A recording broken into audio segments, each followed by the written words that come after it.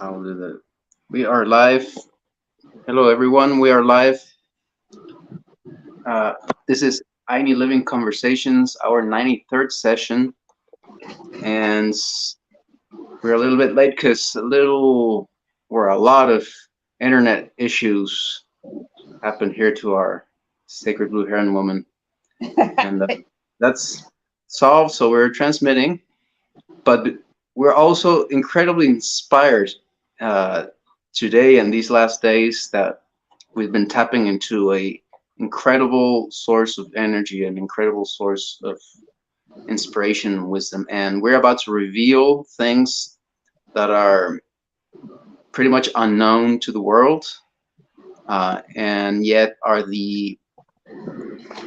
I'm going to say it simply, possibly what can save humanity from its current crisis. That's what I'm feeling. It's going to be told today. So it's titled Creation 2. It's part of the creation story. But I'm thinking that you, Ingrid, are going to do a lot of the information you're going to give us is going to go through the saying of the old ones. Um, Well, it's all coming. I mean, we're going to shift into science, but the first part is just coming from the old ones. So there's not a specific message tonight from the old ones because this is filtered to me through, you know, this is the old one speaking. So everybody be welcome. May our sacred space be opened. May our prayers be said so that our message reaches all the four corners of the world, and that our souls and beings and minds can be channeled and opened and ready to receive this sacred information. So here we go. Right. Next week, I hope to. I've been going through initiation. It seems like initiation after initiation after initiation. So maybe by next week the initiations will be done, and I can sit in peace for 15 minutes before we get on this and be prepared to open sacred space and yeah, but sometimes it's like that, that happens to me where I'm always sometimes looking for that, yeah, maybe this is going to calm down, or this mess, or this kind of this agitation. But I was told by this Maya elder that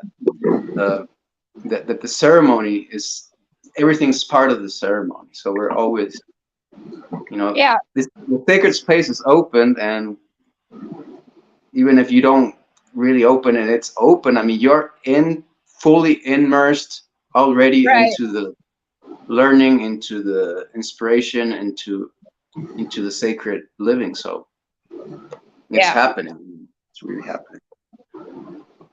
Yeah, that's true. So it's just I want to do ritual, but ritual will come. And then, of course, I really want to do it like a slow pace kind of. I want to do it nice and better, and of course that's totally cool and valid. Sure. So for now, we're ready, and I'm excited to hear what's coming. So from the point of stillness, all is nothingness. All is whole. When all is whole, there are no events until there is separation. Wholeness, stillness, nothingness, where the old ones sing, creating movement, causing division and birthing our two poles, known as the goddess or god, yin or yang, positive, negative, and even masculine and feminine. The pulsating rhythm that comes from these poles infuses all life, the dance of the double spiral of whirling into being and whirling out again. Their song is carried forth on waves that become spheres. The waves are the waves of the orgasm, light waves, ocean waves, pulsing electrons, waves of sound, all forming spheres as the swirling gases form stars. So the goddess or yin pole, she is the full circle. She is earth, metal, wood, fire, water, and essence, body, mind, spirit, emotions, change. She is first of all earth, the dark nurturing mother who brings forth all light. A life, she is the power of receiving, fertilization, and incubating, the womb, the receptive tomb, the power of death. All proceeds from her and all returns to her. As earth, she is plant life, trees, the herbs, the grains that sustain life. She is the body, and the body is sacred. She's the womb, the breast, the belly, the mouth, the vagina, the penis, the bones, the blood, all of it. No part of the body is unclean. No aspect of the life processes is stained by any concept of sin. As a celestial goddess, she is also the moon, who is linked to women's monthly cycles of bleeding and fertility. She's also the mistress of the waters, the waves of the sea, the streams, the springs, the rivers that are the arteries of Mother Earth, of lakes, deep wells, and hidden pools, of feelings and emotions that wash over us like waves. The nature of the goddess Yin is never single, because wherever she appears, the god Yang pole appears with her. Life and death, death and life. Extremes become their opposite. A limit is reached, and the dancing pendulum must swing the other way till the opposite extreme is reached. So every act of creation is also an act of aggression, actually, because creation postulates change, and change destroys what has come before. And the goddess swells with love and gives birth to a rain of bright spirits, a rain that awakens our consciousness as moisture awakens green growth on our planet every spring. So the god, the Yang pole, is the horned god in some traditions, and I like this because you'll see this in a minute. He is gentle, the horned god. He is gentle, tender, comforting, yet he is also the hunter. He is the dying god. His death is always in the service of the life force. He is untamed sexuality as a deep, holy, connecting power.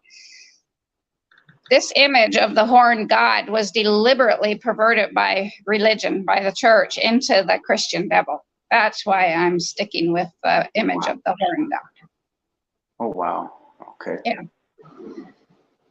Right. His horns simply symbolize the waxing and waning crescents of the goddess moon. In some aspects, he is black, but not because he is dreadful or fearful, simply because darkness and night are part of the cycles of time.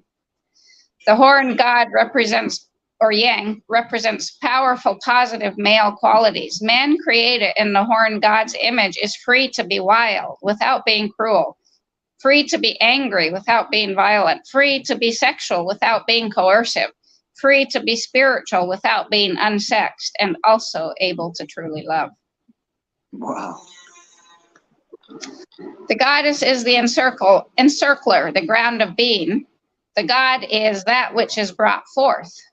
Her mirror image, her other pole. She is the earth, he is the grain. She is the all-encompassing sky, he is the sun, her fireball. She is the wheel, he is a traveler. He is the sacrifice of life to death, that life may go on. She is the mother and destroyer, and he is all that is born and is destroyed. As he passes through his changes on the wheel of time or life, he remains in relationship to the prime nurturing force of the goddess. His power is drawn directly from the goddess, from Yin. He participates in her.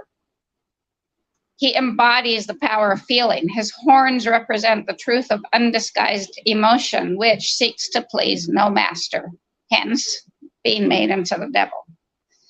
He is the life force, the life cycle. He remains within the orbit of the goddess because his power is always directed toward the service of life. And he is a god of love. This love includes sexuality, which is also wild and untamed, as well as gentle and tender. His sexuality is fully felt in a context in which sexual desire is sacred, not only because it's the biological force by which life is procreated, also because it's the means by which our own lives are most deeply and ecstatically realized, made real. He wants us to understand sex as a sacrament, an outward sign of an inward grace.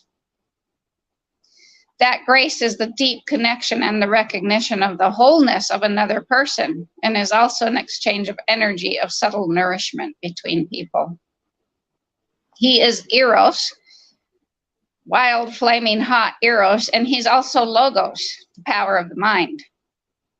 And in him, the bodily desire for union And the emotional desire for connection can be transmuted into the intellectual desire for knowledge, which is also a form of union. As he is also the dying God, he represents the giving over that sustains life, death in the service of life force, because death is always followed by rebirth. After the dark of the moon, a new crescent reappears. After the death of the sun at the winter solstice, he is reborn to ascend again to his height in the heavens at the summer solstice. So the dying God puts on horns and becomes the hunter who metes out death as well as suffering death. In the culture of the hunter-gatherers, the hunt meant life. The hunter was the life of the tribe, and life was never taken without recognition and reverence for the spirit of the prey. Unfortunately, today, the only thing most of us hunt for is parking places. So this brings forth his aspect of searching and seeking, because the God, as he whirls out from her, as she made love to herself in the dark mirror of the curve of time, of space, and she caught a vision of herself, like I said last week, and made love to herself, and he spun out from her. He's always seeking her when he's spinning out from her, away from her. And so he's always seeking her. And like the goddess, he unifies all opposites too. He is both the bright sun, the light-giving, energizing force, and the darkness of night and death, as is she. They're both. Neither one, they're complementary again. As the Lord of the winds, he is the elements and the natural world. As the Lord of the dance, he is the spiral dance of life, the whirling energies that bind existence into eternal motion. He also embodies movement and change.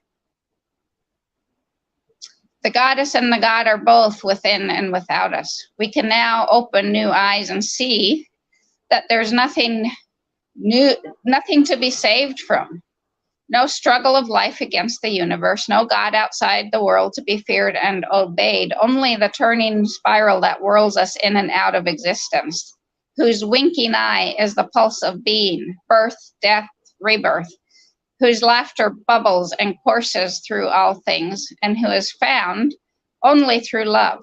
Love of trees, love of stones, of sky and clouds, of scented blossoms and thundering waves, of all that runs and flies and swims and crawls on her face, through love of ourselves, life-dissolving, world-creating, orgasmic love of each other, each of us unique and natural as a snowflake, each of us our own star, yet her and his child, her and his lover, her and his beloved, her and his self.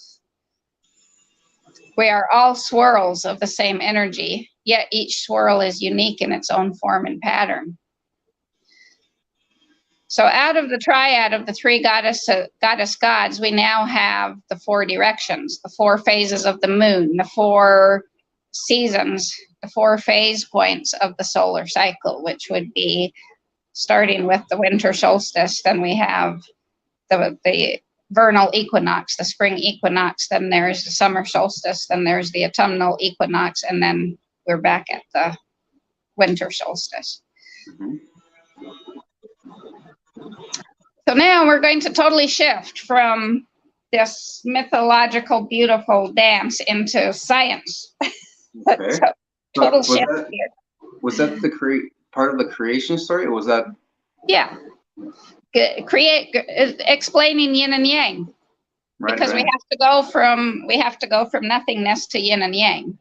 And may we comment that, like you told me in a private conversation, that this is the crucial thing that is, I mean, I really like that part that you told me, that because I agree that, you know, this seeing the sexual creative energy as it's seen from the religious and the normal paradigm we have, that's what's keeping humanity kind of locked in its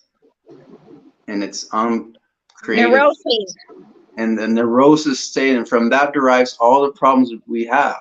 So right. Yeah, well, we're going to get into that pulse, that life force pulse, the orgasm pulse, okay, here in the science. So Wilhelm Reich was born on March 24, 1897, in the German-Ukrainian part of Austria, the son of a farmer. He wrote of himself in 1943, "My interest in biology and natural science was created early by the life on the farm, living close to agriculture, cattle farming, and breeding. I had my own collection and breeding laboratory of butterflies, insects, and more by the time I was 12. The natural life functions of all, including the sex function, were very familiar to me." So he went on to become a psychotherapist as well as an MD. And before he completed his MD, he became very interested in the question of psychic energy. And he wrote an article on the concepts of psychic drives, which he later called the energetics of drives. He knew that the drives that create the greatest difficulties in humans are those drives that come under the heading sexuality. This led to his discoveries of bioenergetic problems, such as the biological basis of instinctual functioning, the biological nature of pleasure and tension, the role of genitality, the function of the orgasm. So by calling his patients, as a psychotherapist, calling his patients' attention to their chronic body tensions and guiding them to loosen into these tensions, his patients described feelings of streamings in their body. Most of these streamings were pleasurable and soft, but sometimes they were so strong they felt overflowed. So Reich called these vegetative streamings that stem from the autonomic nervous system. And these streamings appeared only when considerable loosening of tensions had taken place so that the patient could relax and breathe fairly freely.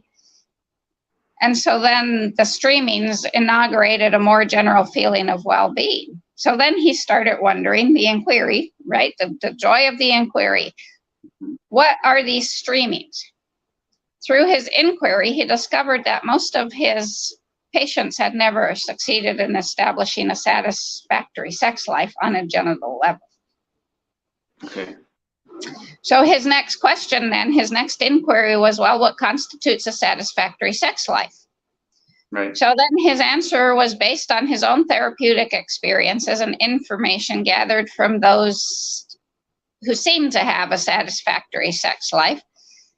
And it came to this, that a healthy sex life depends on a complete convulsive discharge of sexual energy in the embrace of a beloved partner with a momentary loss of consciousness. So momentary, you don't even know you lose consciousness. But so he called this the orgastic potency.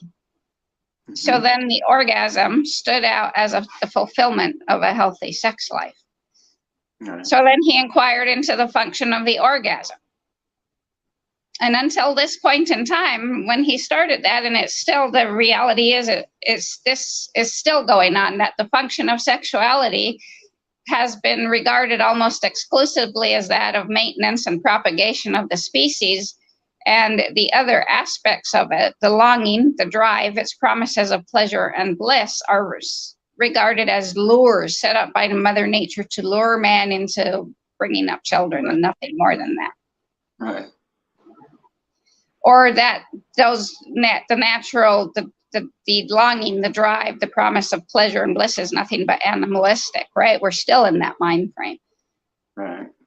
So, without denying the function of sexuality, he showed that the function of procreation is not the primary or most important part of sexuality. The orgasm is. Rather, it's because the orgasm is the regulation of bioenergy through the discharge of that energy that's not consumed in the other activities of the human being. Remember when we've talked about the gift has to be consumed. The banana analogy. So another aspect of the orgasm function is that it furnishes the well-being and pleasure that make life enjoyable. So in order to ensure the optimal functioning of the life apparatus, the discharge of dammed up energy has to be complete. That is orgastic. If it's not, the residual or bound energy will hamper the free functioning of the organism in its thinking, its emotions, and its actions, and it may even pervert them to life inimical purposes. Inimical means life dampening, life thwarting, right? So let me repeat that. To ensure the optimal functioning of the life apparatus, our bodies, the discharge of dammed up energy, or the orgasm, has to be complete. Wow. Because if we don't, the residual bound up energy will hamper the free functioning of our bodies. And so this is something that we're not told, and yet is so intuitive and so obvious. Yeah. So then he got occupied with how the general destruction of natural living functioning could be prevented, because we're so busy destroying that every day. In our civilization of progress, it's the adults who set the goals for the education of children so as to serve their own convenience, the adults' convenience, and perpetuate the adults' prejudices. It has nothing to do with what's good for the kids. In the matriarchal Eskimo society, the child is considered to be the wisest of all, and the worst misdeed a human can do is to thwart a child. This led Reich to set up a principle for the upbringing of children that he called self-regulation. Imagine that. By that, he meant that the children should be given the opportunity to have all their natural or primary drives satisfied in their own way. Right. So then he wanted to figure out how to apply the principle of self-regulation in society. So he joined the Communist Party. He was thwarted on all parts because no one was interested in that. They were only interested in politics. So he continued to work with his clients on loosening their tense spots, and the streamings, which were soft, harmonious, and graceful, when left to develop, showed a tendency towards an even and natural rhythm of the whole body. The rhythm was that of breathing. And now he discovered that if under certain circumstances the breathing rhythm was left to accelerate, it would encompass the whole body and end in a reflex convulsion. And this is where he made the discovery of the orgasm reflex. He formulated it as this: tension, buildup of a bioelectrical charge because of the tension, the bioelectric discharge, and then relaxation. So he called it the orgasm formula, and later the formula of biological tension and charge. So what is this energy I'm calling bioelectricity? He's inquiring, what is this energy? So then he used an oscillometer to see on patient's skin to see if there would be a variation in the skin's electrical potential when touched in a way that provoked pleasure or anxiety. So the oscillometer showed that skin potential rose with pleasure and fell with anxiety. So it becomes deadened with anxiety and becomes more living with pleasure. So after the discovery of the orgasm formula and the orgasm reflex, it struck Reich that the orgastic movements of the human body had a great likeness, or was maybe even identical to those of the protozoa. So he asked himself if the orgasm function was a common function of all living matter, and if the orgasm formula might be the common formula for life functioning. He thought the orgasm formula might also give some clue to the problem of biogenesis. He had heard biologists and philosophers say there might be some transition from lifeless to living matter, although they hadn't proved it yet. So he set up 2 series of experiences, both with the object of experiments, both with the object of arranging non-living matter in such a manner that processes were set in motion that would spontaneously produce a rhythmical 4 beat. tension, charge, discharge, relaxation. Mm-hmm. The four, right? Moving from the three God's head swirls of energy to the four directions, the 4B. In one series of experiment, he would take organic material such as dry moss, sterilize it by high temperature, and let it swell then in sterilized water. He then saw under the microscope that from the moss, small vesicles would detach themselves, and the vesicles would then contract and expand in a way recalling the movements of protozoa. After some time, these vesicles would gather in heaps, which then surrounded themselves with membranes and started moving like a monocellular animal, a protozoa. So he took dry moss, non-living material, sterilized it, put it in water to rejuvenate it, and it created new life. Mm-hmm. In the second series, he took inorganic or lifeless substances like coal dust, fine sand, metal rust, and he would heat them into incandescence. And while they were still aglow, he would put them in a sterile nutritive solution. In the solution, the particles would swell into vesicles that would start to move like the vesicles of organic origin. They would also organize the same as the organic into a protozoa. So life comes from, just appears. Right. So these vesicles he called bions. And as he watched them organize into cells or protozoa, he made a huge step in explaining biogenesis. Okay, So if you heat up what we call inert lifeless material and then put it in a nutritive solution, it will create life. It will create these protozoa, these bions, these single cell organisms from which all of life emanates. Mm-hmm. So in 1939, while still working with the bions, Reich accidentally discovered that some of the bions emitted a kind of energy that seemed not to obey the laws of any known forms of energy. He then did experiments and observations to find out whether other living organisms emitted the same kind of energy as he discovered in the bions, and sure enough, when it came to human beings, he found that this energy emitted would vary with the degree of free natural liveliness. So he named this life energy orgon, from orgasm and organism. Okay, pretty cool, yeah. 1940, the year after he came to America, he discovered the same kind of energy in the atmosphere. This is the same thing as the dark matter that I talked about. The old ones talked about this dark matter that they can't figure out what the heck it is. Right? It's the same thing. Linked it to scalar energy by Nikola. I think it's the same thing. They're just, we have scientists calling it different things. Right. So he came to the conclusion that this energy is ubiquitous, which it has to be because it's the energy of the old ones. It's the energy of the gods and goddesses. That's the only way it can create life.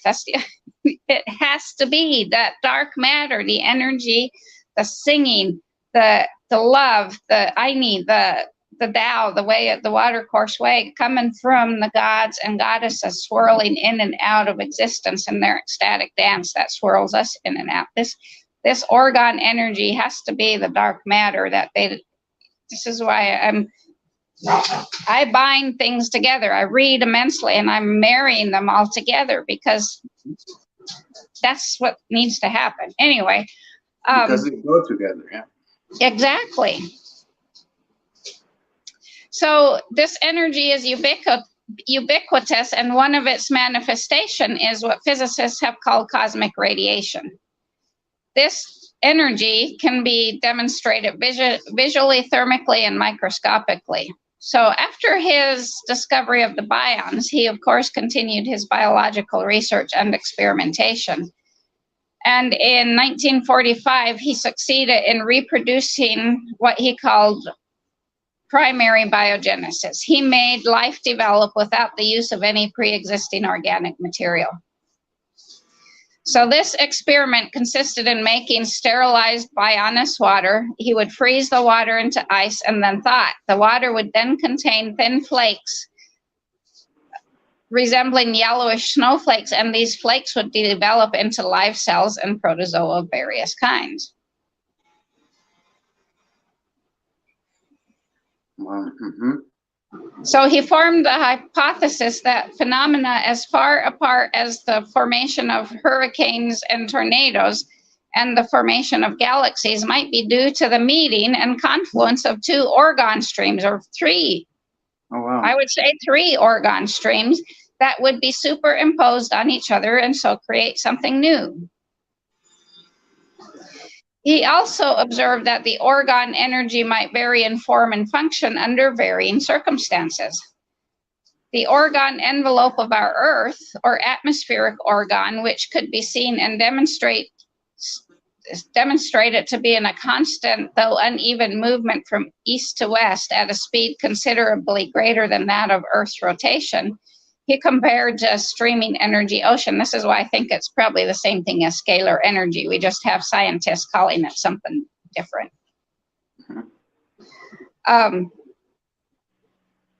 If this energy ocean preformed organotic systems such as living organisms and could elicit concentrations which he compared to waves that would rise into crests and then sink back into the general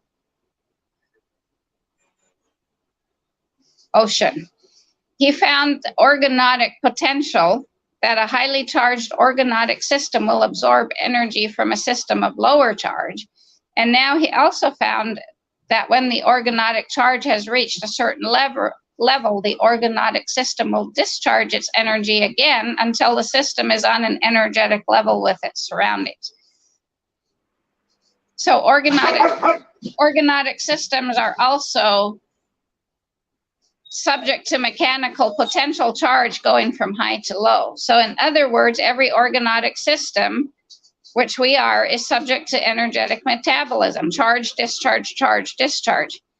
This metabolism is common to all organotic systems, whether we're living or non-living. The difference is that the living system is the 4-beat rather than the 2-beat. Okay. The tension, the buildup of the charge, the discharge, and the relaxation phase. Whereas the non-living is just charge, discharge, charge, discharge, charge, discharge. Yeah. Wow. These are the pulsatory movements which characterize all living organisms and differentiate them from lifeless matter, this 4-beat rhythm. And that's all I have from him today. I've got more books coming. He got put in jail for this, for what he was doing. Do you know on what charge? What excuse? Because obviously. Because he was healing. He was making orgone accumulators, okay. And where people would sit in these boxes that would accumulate orgone energy, and they would heal. So therefore, no need for medications. No need for a doctor. They would just spontaneously heal. So he was a danger to the medical establishment. So he got put in jail and was killed in jail by the U.S. government. And then all his work was suppressed, like same as Nikola Tesla. What time did this happen? Do you know what year? In the 1950s. Okay. Wow. Wow, I'm just out of words. I mean, I'm still processing everything you said, and at the same time, and you know, this happens to us, Ingrid. We are, and anybody watching this, it might seem that we're just intellectually learning this, but we're not. We're living it, and it manifests in the things that happen to us. It happens to us. This is why we have to come into harmony. We can get this 4-pulse beat if we can get into harmony with Grandmother Moon and also Grandmother Sun. We get the 4-pulse beat every moon, right. And we get the extended 4-pulse beat every year with Grandfather Sun. Right. So together we have a small four pulse and a big four pulse. Hmm. And you know that the Andeans have been very. There's been a lot of books even written that the Andean that the Western worldview is very dualistic or dualistic, and the Andean is very four, kind of based on the number four, and with this that you've shared today, everything starts making a lot more sense, because then the worldview based on the two, it also makes sense where, as you said, it's this, there's a non-organic, non-living energy as well, right? But then when it becomes, I'm just repeating what you said. I mean, it's a big lesson to me. And wow, that's the word that comes out of my mouth. Wow. So do you want to continue sharing anything? That's all I prepared for tonight. You look like you want to take care of something else, or Now the dogs are just running around barking. it's just a dog. No, it's just, in working, in wondering how I could present yin yang better. Actually, as I've written this, flowing from the old ones through various humans, I've really truly realized how backwards even the Chinese have it, because, like I said, the goddess is the encircler. He operates inside her, participates in her. She holds us. Right? She holds. So this just shows how I was just delighted with writing this. How it really flows, and so that was really important to me to put that in the creation, because it's this pulse of, it's the whirling in and out, and in this in and out comes the 4-beat cycle of tension, charge, build up, discharge, and then relaxation. Yeah. And I'm just gonna share it. As you taught me this privately, you shared a little bit about this, and by the luck of the spirit that I get the chance to actually have a sexual experience, which has been a long time. Not that I don't have my own like self-pleasurable experiences, but with somebody else. Take it away. I mean, you telling me this made it so I discovered, Ingrid, this energy that I can make it come into myself. This kind of like orgasmic energy. It's almost like what you have described here, I experienced it, and I found a way how to kind of prolong the orgasm. I'm just out of my mind right now. I mean, it's really incredible. Well, and it is, and this is really incredible that after I said I wanted it to dive deeper into Aini, I find the book about conscious co-commitment, conscious loving, where she talks about the pulse of needing space, the whirling out, and the coming back together, and how we got to understand that when two humans meet, this energy starts, this tension starts building up between us. Okay, yeah. Right? And that brings forth creation. Right. And that is so aligned, or that's resonates with what I once read. I read a book once about Andean cosmology, and the book is called Yanantincuy, which means the encounter of the white and the black, in Quechua, and it describes this, where that any encounter of two energies brings about violence, brings about this conflict, or this Or the energy buildup that needs to be discharged. Right. And even in southern Bolivia, they still have the tinku, which is a ritual where the different communities get together. They have like a dance where the dance is also a martial art, and mainly the man, but also the women. They go in and they hit each other. They fight, but and you know, the Western world might see this as this is wild, this is savage stuff. But then this is really nice because they use this encounter to solve, kind of relieve tensions amongst communities in a much better way than get into a war or thing like that, Yeah. right? Yeah, absolutely, because there has to be a discharge. That's what we don't, that's the part that we don't understand. And if we don't discharge that energy, and it's the same thing that they found in trauma, if you don't discharge the energy, it gets stored in your body in muscular memory. And Wilhelm Reich talked about this armoring that he saw that we put on in our muscles, the memories, right? Yeah. But I didn't go into that tonight because the one book that I read I was trying to keep it kind of simple and get the most important parts. I wanted to talk about the bions, how life is created by heating things up to really high temperature and then pouring water over them, and they make protozoa. Wow. An encounter of the opposites: hot and cold, water and heat, water and fire.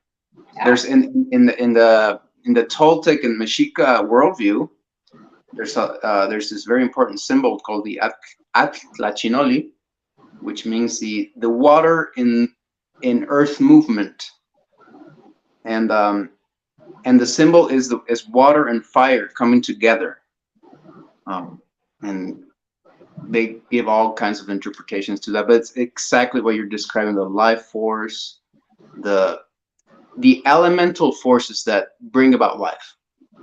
Right. And well, I want to connect this, what you have shared here, to tell people that I'm thinking healing power, healing technologies, healing wisdom, and that you, in fact, have an opportunity for people to heal. That is just, I mean, I truly believe this, better than anything out there, any book they may read, better than any therapy they might get, better than anything they could ever find. You have something that is going to heal, but then it requires stepping into a different paradigm, which is not the consumer paradigm, not consuming your healing. You can't buy the medicine. The medicine is a process you must go through. Right. So you have that, and that's the Ak, or the Aloha Agnidao living halau. At the end, there's no halau now. It's the owl dojo, which is I think that the name is great, but then the name can change. I mean, it's the same thing. It's about going it's going as a volunteer. I don't want to use that word. Going as somebody that wants to be part of something greater, and I just want to say that is going to bring about the healing. And then obviously all this knowledge, wisdom, and even therapies, of course, come together with that. It's just that you're not selling them. I'm not going to sell you this. You have to walk the path, and that's what you are willing to really give that opportunity for folks. So I really want to invite people. So we're always inviting people to come join us in our wonderful life forming experiment of through our owl dojo of living this dance and understanding we are these spirals formed that brought matter into form. And while we're learning about that, we're making the things we need so that we all can live comfortably, and not some of us are under a bridge in a box and others are in a mansion. And it's a holistic thing then. It means that you can't just want to heal your illness and then go back to what caused it. You need to really change and look at everything. And we've seen today the power of healing our minds in regard to sexuality. Wow, isn't that something that nobody's really, very few are willing to go into because of the censorship? I don't know, because of but then you're just tapping into that, and Right. and you showed that that's the I'm visualizing the capstone of the pyramid. That's the energy itself, where it comes about, and then where your life becomes orgasmic. I think that once you're living like you're living, and like you're offering to have people living, your whole life becomes like orgasmic, and becomes, and that's how you are become healthy. That's the way to be healthy. Yeah, absolutely. Like Yeah. truly healthy, and Right. truly free, and truly comfortable, and truly rich, and truly everything. Yeah. So Yeah. this is so wonderful, and there's the invitation. So you're going to continue going deeper into this explanation next week. I may not. I think we're going to go into, since we talked about the protozoa, the one cell. We're gonna. Well, probably now what we're going to do is, I may split each week now into two.